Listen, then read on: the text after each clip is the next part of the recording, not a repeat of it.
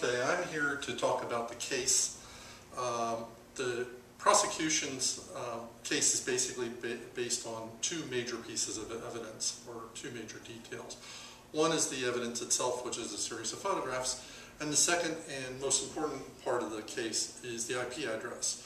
I want to show you how an IP address can be hijacked and how it doesn't necessarily apply. What the premise of the case is, it would be as if, let's take this book for example. Let's say this book had incriminating evidence in it and it was placed in a room that I have access to. We place it down and we leave and the doors are locked and the only person who has access to the room is myself. So coming and going from the room, the police arrive, they unlock the door and they come in and they seize this book and they go through this book and find the evidence. And that's and because they found this book and because I'm the only one that has access to the room, the assumption is made that I must be responsible for whatever is written in the book. Of course, in the case of actual evidence, they could use a handwriting analysis, they could do a psychological profile. In this particular case, none of that can be done or has been done, basically because it's based on a computer. People think computers are always right. First thing I'm going to explain to you is an IP address. If you've been on the web before, you've seen numbers like 22.10.5.6.1. Okay? These numbers represent a specific location on the web, just like a specific address on a telephone. If you trace back that number, you're theoretically tracing back to the computer that calls that number. How it works is each one of these four numbers can be a number from 1 to 255.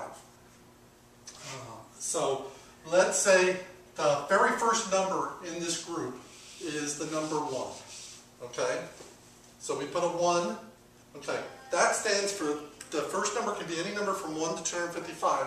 It stands for 255 computers. These are the top computers in the world. There are 255 of them. Okay? The very first computer on this link, number 1, goes down and it's attached to 255 computers. And that makes up the second number. So let's say the second wire on this line, right here, is attached to it, the same thing, a third number. So we have 2, and now we're going down to the third number.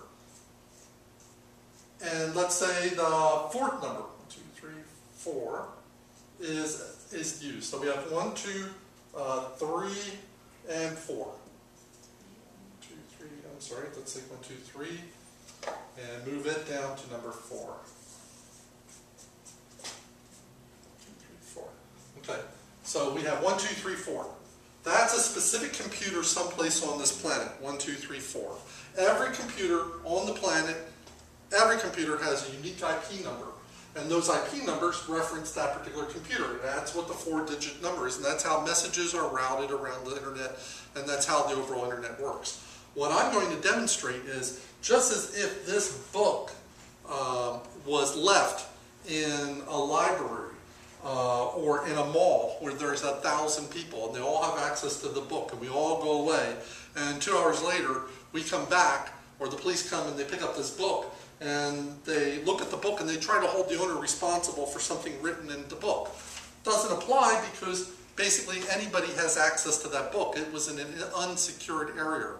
I'm going to show you how my computers were set up at this particular office and how they, in fact, how I can be at one location on this number and yet cause another computer or affect another computer in another location, thereby doing identity theft or IP theft.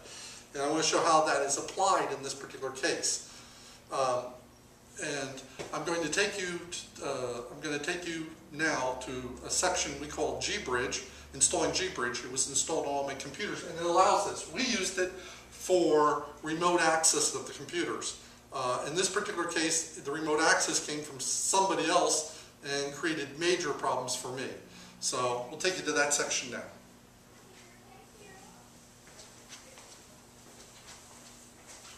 Hi. Okay, in this section of the video, I'm going to show you how to set up the Gbridge on the system and exactly how to achieve the task of identity theft of an IP. First thing we need to do is create a Gmail account, and I'm going to walk you through those steps right now. Okay, as you can see, this is a standard Windows screen, and what we're going to do now is actually pick up your browser and go to the browser.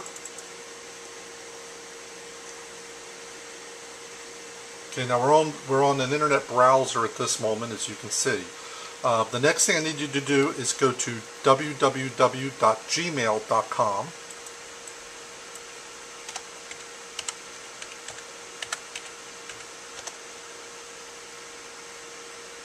Now, as you can see, this is the welcome page for Gmail.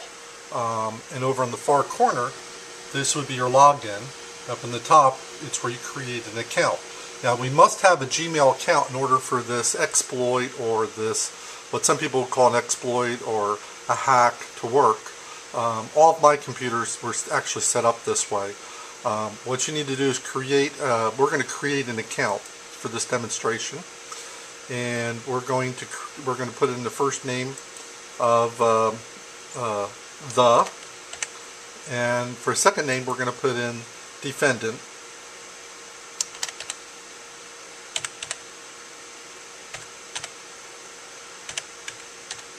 As you can see, that's the and the defendant.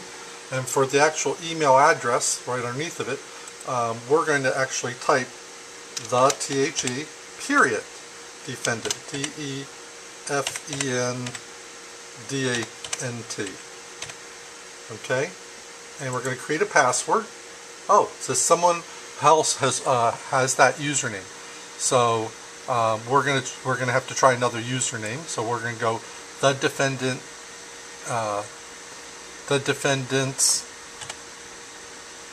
computer, and we'll tie these two words together. So we now have the defendant's computer, as you can see right there, the defendant's computer at gmail.com.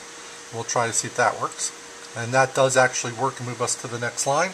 So we're going to put in is and then altogether INNOCENT, is innocent, and we're going to type that again.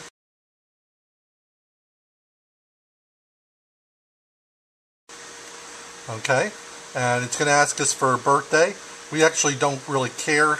What I'm going to do is just pick a birthday, July 4th, and we'll pick a year. That's 1950, let's say. Okay, and for gender, we're going to say other, because we're not male or female at this point. And mobile phone number, we're going to skip. And the other email address, I'm going to put in my other email address, which is my current email address. The Gmail account up, you actually have to put in these two funny words, or make them out so that it knows you're not a computer.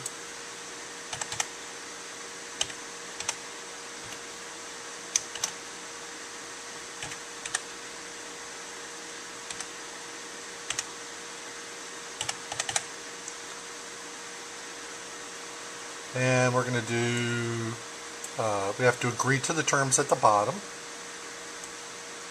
And we're going to go next step. Now, in the case of my computers, in this case, they used I had set up my previous email address, which of course, as you know, was bretlang@gmail.com.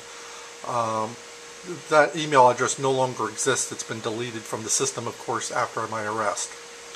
Okay, at this point, it's been created, and we can go right to the next step here, and we can continue directly to the email. And as you can see, it's loading the defendant's computer at gmail.com. So we've created an email address. Continue to the new look, and there we go. As you can see, Gmail is on the system, and it's just a general purpose email address. You can create any email address you want.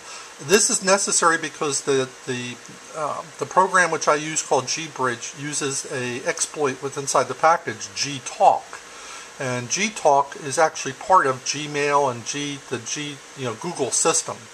So you must have a Gmail address for everything to work. Okay, the next step on this, we're going to proceed now onward, And the next thing we're going to do is we're going to start the browser over again. We've already created the email address, so we're going to go in here and say Internet Explorer again. Okay, as you can see, Google's once again shown up.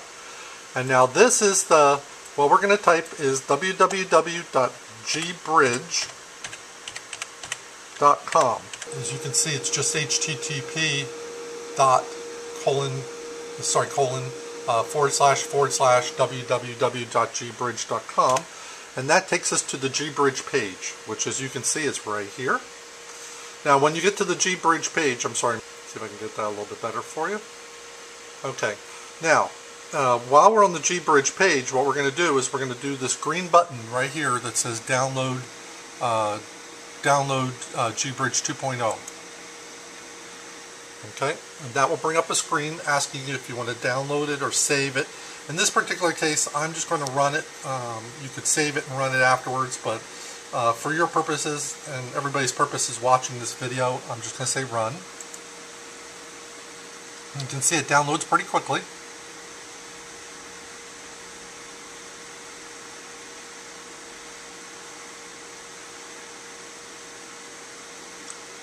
And once again, this will allow you to basically create what's called a virtual private network and basically use this machine, a keyboard, monitor, everything from another location, thereby using its actual IP address. Okay, we're going to run that package. As you can see, we come up with the startup screen. Now, we don't actually need this window in the background, so I'll go ahead and close it down just by hitting the little red X up at the top. That brings us back to the install page. We hit next. We have to say we agree to the terms, and we do next. And we're going to let it, we're just going to hit the default. We're going to do next again. And we're going to leave just defaults. We're going to let it suppress the logo test. And as you can see, it's doing the install. Now, this is important. As you can see, it's actually going into the machine hidden. You just sit back, don't do anything. It's finding a way through everything. Now, this package will go through any type of firewall, so it does not require a computer person. Now, it's completely finished, and it asks you, do you wish to run gbridge now? Now, it's already created a little icon on the screen that looks like that. That's the gbridge icon. And we're going to say finish.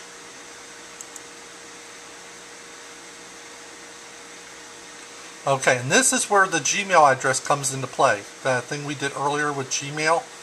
As you can see, it wants an ID that ends in gmail.com, a password, and a host name. Okay, now this host name is Bret0f. That's this computer over here sitting on this desk at this moment that I've set up for this demonstration. It's just a standard run-of-the-mill computer. All of my computers actually had this. If you have multiple computers with multiple, and you're all using the same Gmail address, you can identify them individually with that section that's called host name below there. Now, the username, if you recall, was the THE. Sorry, let me tap in here. The THE period defendants DEFENDANTS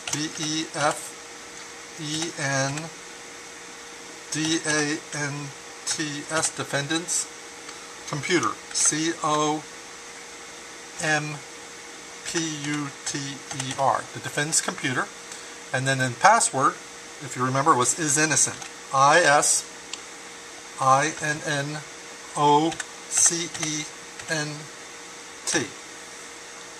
Okay, and we just simply click on this log on. As you can see, it said logging onto GTalk, and now it goes to this screen which says that it's actually logged in. It's actually used the exploit and created a link through the GTalk system. Now, the last thing we do at this stage is we need to be able to remotely open a doorway in the system using this package, which I do. In the top menu, you'll notice a set of buttons. The fourth button over says Desk Share. We click Desk Share, and we configure it, which is the second button from the bottom. Configure the gbridge desktop VNC. This is why sometimes you hear this as virtual network or VNC. We click that button, and now at this point, what I did in the past and what I'm going to do for this demonstration is I access my computers by myself from other locations. Allow verify the desktop, and then you put in a password. In this case, I'm going to use the same password just like I did in emails in the past, when I used the same password for this that I actually used for my email address. This is, by the way, where I make one of my mistakes, is that I should have a different password for everything, and this is one of my flaws. So I'm putting in is innocent. Okay, and as you see, it comes back, looks pretty straightforward. And I'm just waiting for it to finish. Okay, and it's completely finished now. Now we can close this off. Once this has been done, you do nothing. You don't have to worry about anything. I'm going to take this icon and actually move it up here in the corner, because that's just where I like to have it. I'm going to pull this window open a little bit more so you can see it, just to keep things organized a little bit. Where this is a Windows XP machine, we can do it on any machine. There's that icon. Okay. And at the bottom of the screen, you'll have a little tiny G-Bridge icon, just like that picture was a second ago. It's the second one from the bottom over here. This was on every one of my computers, is on every one of my computers. Now, just to show you, it automatically starts. I'm going to come over here and tell the machine to turn off and to restart. This will work on any machine, by the way, which is one of the interesting parts about G-Bridge. It's a pretty open system. Okay, and there's the start page. Now what we're going to do is we're going to go up into the top corner of this email address up here, and now this is what the case is built on, something called an IP address. I think I've explained that, how the IP address worked in the previous section, and we can find out what this IP address is by typing www.whatismyip.com. And you can do this on your home computer or anywhere else. Just type that address right in there, whatismyip.com. And when you hit enter, it will go to a page that will backtrace you, like tracing on a phone company, and it will give you an IP number. As you can see, the IP on this computer is 71.101.139.211. Okay, that shows you top to bottom how this the IP number, plus that's all the steps that were involved to install this. What I'm going to do next, hold on for a second, sorry about that, making this video on my own. What I'm going to do in the next section of the video is actually, as I said, go down to the public library now and use my laptop to log into this computer and show you. I'm actually going to carry on a chat from this computer while not actually being here. So basically I'm showing how anybody can access any computer from anywhere in the world. They don't actually even have to stand in front of that computer. So on to the next section. And here we are in front of the beautiful Northport Library. I've chosen this location because it is a public location, and B, has a major firewall on it, as you might expect, and C, because it demonstrates something I want to show where large numbers of people could have accessed that computer, since there's always large numbers of people in say, this public location, public library. Hello. Okay, we're going to pick up now at the Northport Public Library. I'm actually inside the library at this moment. I'm in one of the study rooms. I've signed myself into a study room. I picked this location, as I said, because it's firewalled and it's protected, and I wanted to show exactly how powerful this program is and how normal audit trails don't even work. This library has, as you could tell, major security, as any public library would. The first thing I'm going to do is just quickly bring up the screen. As you can see, it says we're in the Sarasota County Library. I picked this location simply because it's a public location. As you can see from the top, it says Sarasota County Library. Very first thing we're going to do is just to prove the searching, the unique IP address, is we're going to do www.whatismyip.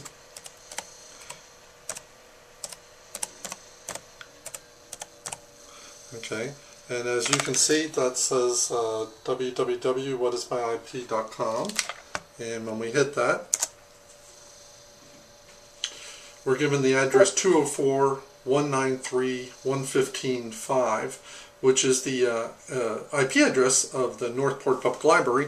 And just to prove that, let me swing the camera around the study hall and we can look out the glass door And as you can see out the door is library books and libraries. We're in study room 2 of that library, on the log sheet in fact.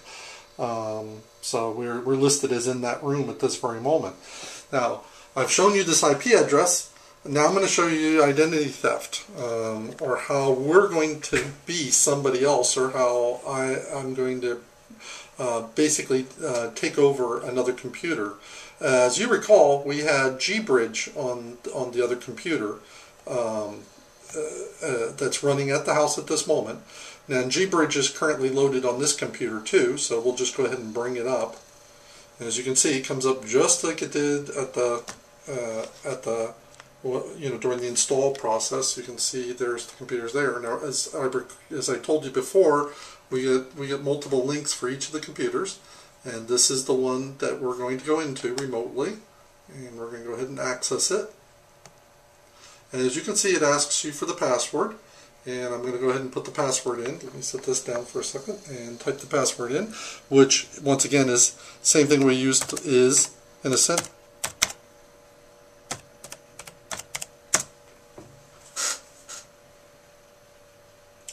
And as you can see,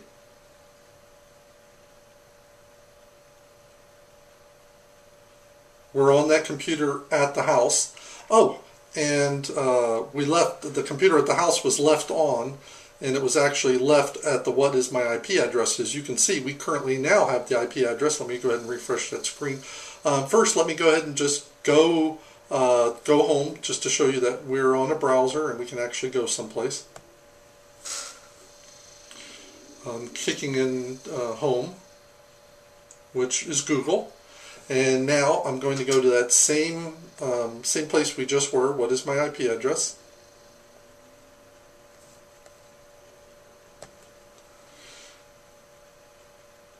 As you can see, the IP address is 71.101.139.211, which means that we are sitting still right here in this public library. And yet, this computer has this IP address on it. gbridge basically has created a virtual private link. It would be as if we have a giant keyboard, a cable running to the keyboard, and a giant cable running to the computer there, a keyboard and a monitor cable. We could be anywhere on this planet right now, and we are completely accessing that computer. It's important to know that in this mode, that it required nothing at the other end. The other person, we could watch what the other person's doing at the other end. We could lock the other keyboard out. We actually can lock the other keyboard and monitor out so that they can't use their computer. We could hide our identity or location that we're on here. But we have full access to that computer at this moment. Everything we do at this point will be occurring from that IP address. So we basically have done IP identity theft. So all audit trails, everything that's occurring is now occurring with this. Even though I'm sitting here in the public library, the IP trail is showing 71.101.139.211, which is the house location. And this is very important because this is what the case is totally based on, is an IP location, and I'm showing you right here how that IP does not actually mean that somebody was sitting there. In fact, I could, in fact, go take over that computer. But let's go one step further. Let's open up this screen here, and this allows us the left-hand side of the screen over here is the remote access side.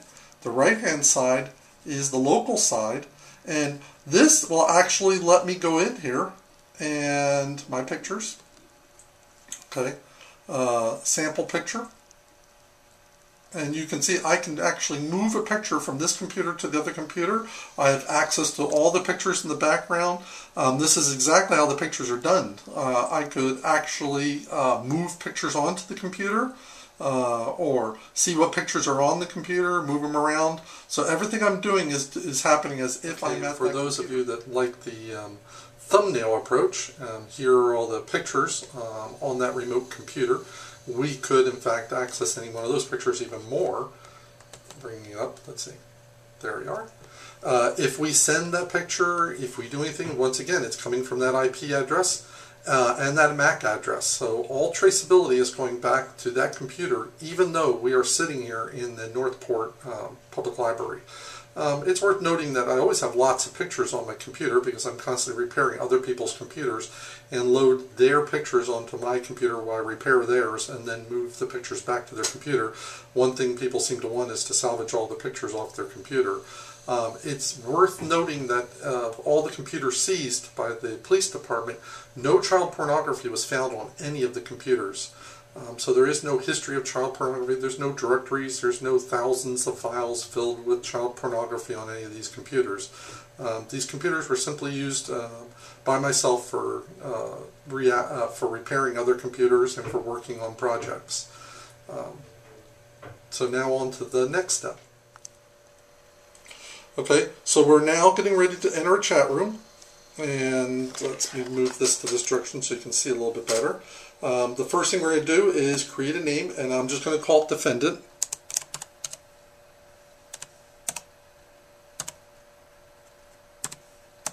So we have Defendant Black, and the subject line will be case. And invite somebody by email. I'm going to invite Acer. Oh, I'm sorry. I'm going to invite, let me just use a junk email address here.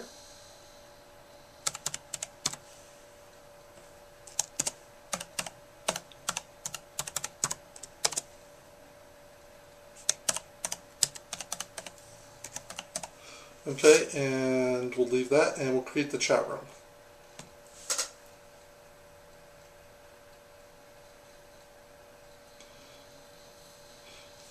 And the chat room is created just like it was the day of the case. We've created a chat room. Now everything is occurring from the other IP address. So even though I'm in the public library, all the evidence, all the trails, everything else are pointing to the other location.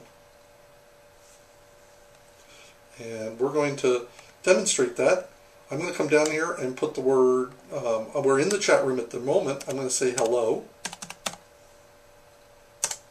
Enter that into a chat. So now we could take on a conversation, we could converse with somebody, we could put the word test in, whatever we want to do, we can talk back and forth. Now, I'm going to show you right now, let's go in and look at the list of the visitor list, showing us who's in the chat room at this moment. And if you notice, the last two digits in that chat room are 211. So that chat room is currently showing the audit trail as if the person carrying on the chat is actually carrying on the chat from that home computer, where in reality we're carrying on that chat at this very moment from the library.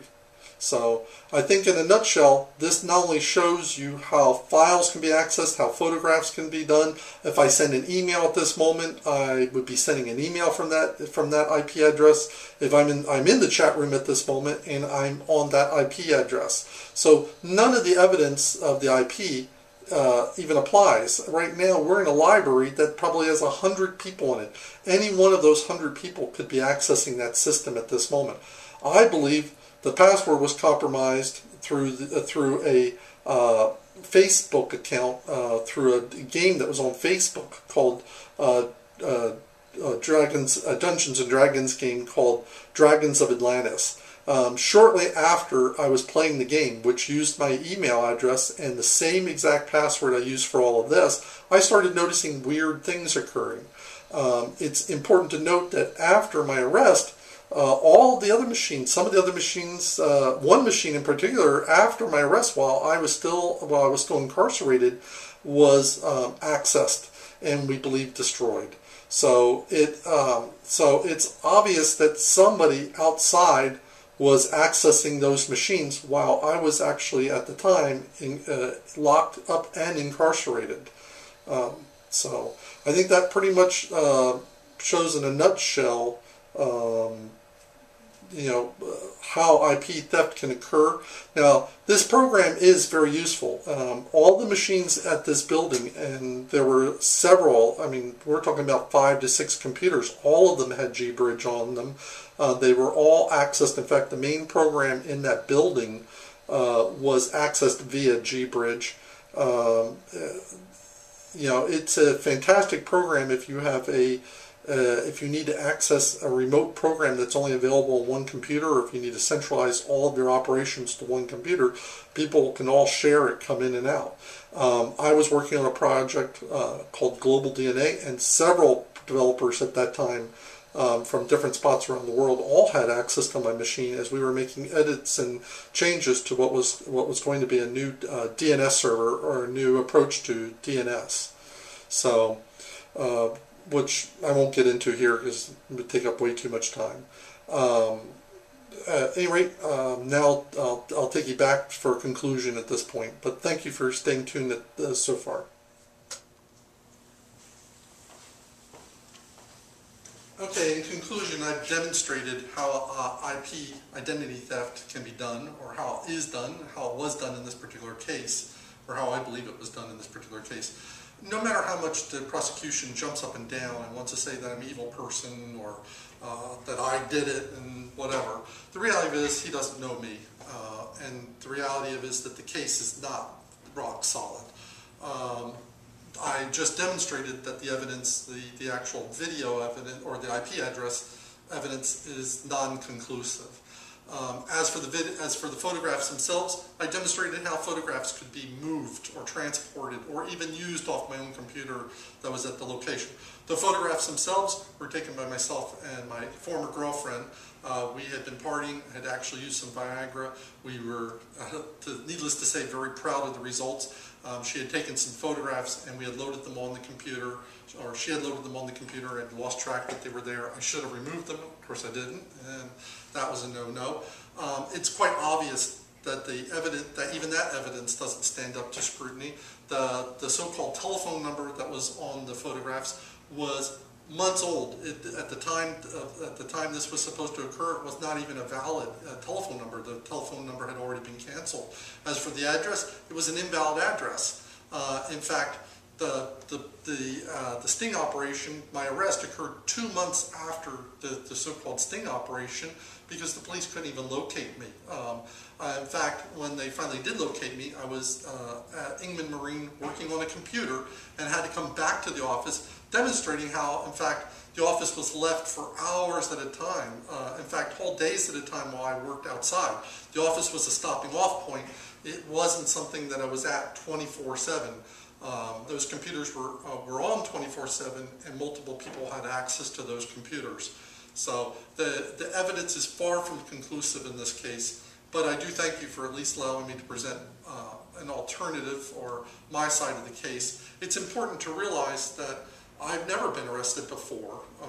I've never been arrested, not even on a parking ticket or a speeding ticket, and I'm 53 years old. Since this case occurred, it has been months, and I think 2 months or 3 months since my initial arrest, before this court case is even getting to be heard. Nothing's occurred in that time frame. It's very important to realize that the so-called chat room, the YouTube, I believe they said it was a Yahoo chat room, was not even on my computer. It's not on my computer, which means it had to be created and deleted. It's important to understand that according to their own case, that chat room was created that day. So it could have been created remotely on that computer at that time. It's very telltale that the chat room was deleted from the system so that I would not find it on the computer. It's very important to understand that there was no record of chats occurring after that period of time. 2 months occurred between the time of the sting operation to the time at which I was arrested. Never once was there ever another chat. Never once again was that chat room ever used. So I think these are all very important details in the case as well. And I thank you for allowing me to present this part of the case to you. So no matter how much jumping up and down the prosecution may do, the reality is this case is far from clear-cut.